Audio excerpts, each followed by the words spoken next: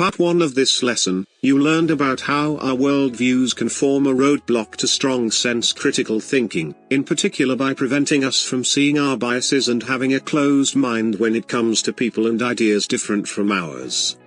In Part 2 of this lesson, we will see how our worldviews continue to create roadblocks to our thinking. Because our worldviews have such a profound influence on us, we must also guard against drawing illogical connections between our perceptions of a person or organization and our judgments of their claims and evidence. One way this illogical connection shows up is in something called the halo effect. This psychological condition is based on either a perceived positive or negative quality of an individual or organization and works like this. You have a positive experience with someone or some organization, therefore, anything this person or organization does or says you automatically accept as the truth even when there is evidence this person or organization is incorrect or lying. Think celebrity endorsements. Conversely, you have a negative experience with someone or some organization, therefore, anything this person or organization does or says you automatically reject as incorrect, false, or wrong even when there is evidence this person or organization is correct and telling the truth. Think about opposing political celebrities.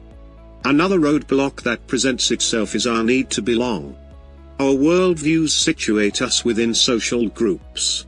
Whether these groups are immediate family, extended family, religious or ethnic groups, political associations, or groups composed of our peers and others with similar interests, we seek comfort and validation by being accepted into them. This acceptance is fundamental to our basic human need for community.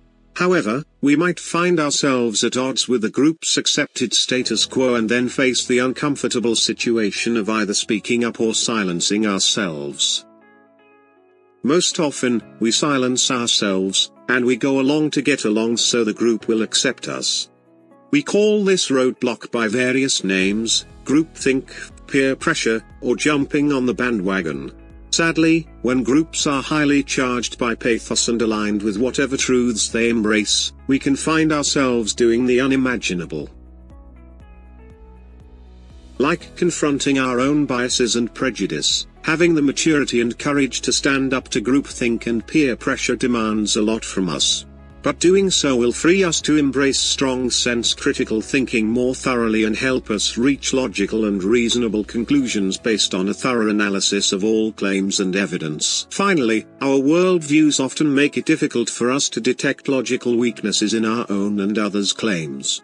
By being willing to step outside our worldviews, we can do better at spotting various logical weaknesses such as ambiguity, assumptions, logical fallacies, deceptive data, poor research design, bias, lying, and deception.